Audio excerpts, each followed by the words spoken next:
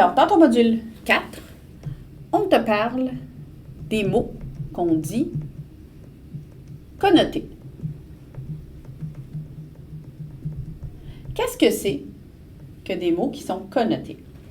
Alors, un mot connoté, c'est un mot qu'on dirait fort de sens. Qu'est-ce que ça veut dire, fort de sens? C'est un mot qui a un sens un petit peu engagé.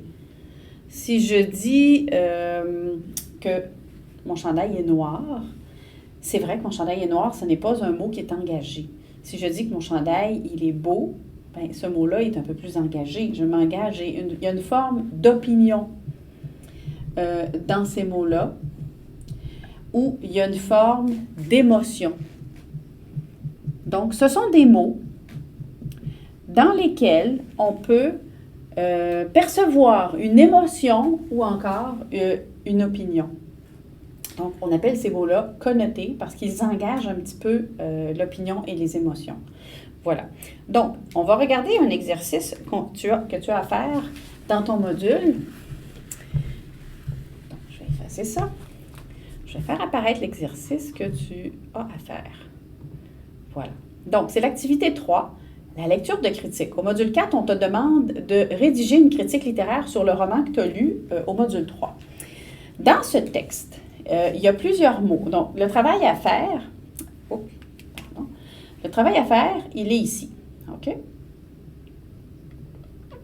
Voilà.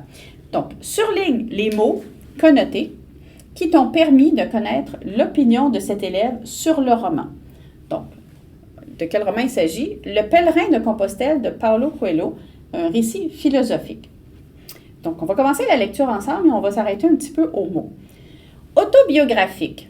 Déjà là, autobiographique, on a une petite idée. Pour parler d'une biographie, on pourrait presque parler d'un mot connoté parce qu'une biographie, forcément, c'est émotif. Mais ce n'est pas très fort de sens nécessairement. On pourrait l'accepter comme mot connoté, sinon c'est quand même léger.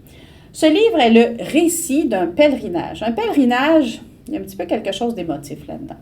Raconté sous forme de journal réalisé par Paulo Coelho lorsqu'il avait près de 25 ans.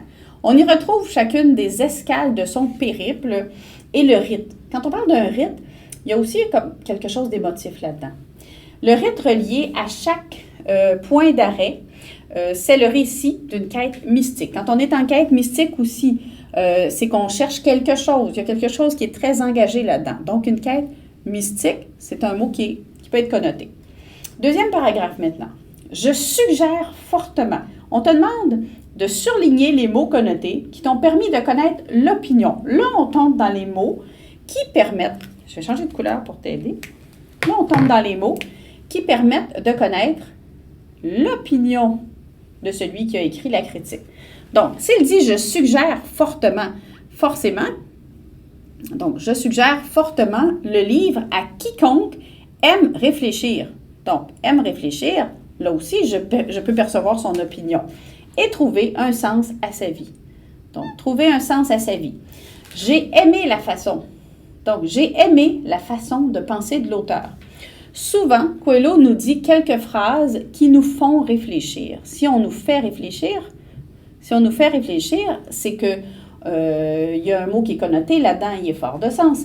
Ou qui nous touche. Si ça nous touche, ça fait appel aux émotions aussi. Profondément. Pas juste un peu, profondément. J'ai aussi apprécié. La présentation des cultures. Culture peut être un mot connoté. Non, ça ne fait pas référence à son opinion, mais c'est quand même un mot qui peut avoir différentes connotations. Donc, j'aurais pu le mettre en l'autre couleur pour faire la distinction, mais quand même. Et des rituels. Rituels, je pourrais l'accepter aussi. Lié à son pèlerinage. Il a voyagé dans plusieurs villes d'Espagne qu'il ne connaissait pas et il a pu en apprendre davantage, tout comme moi.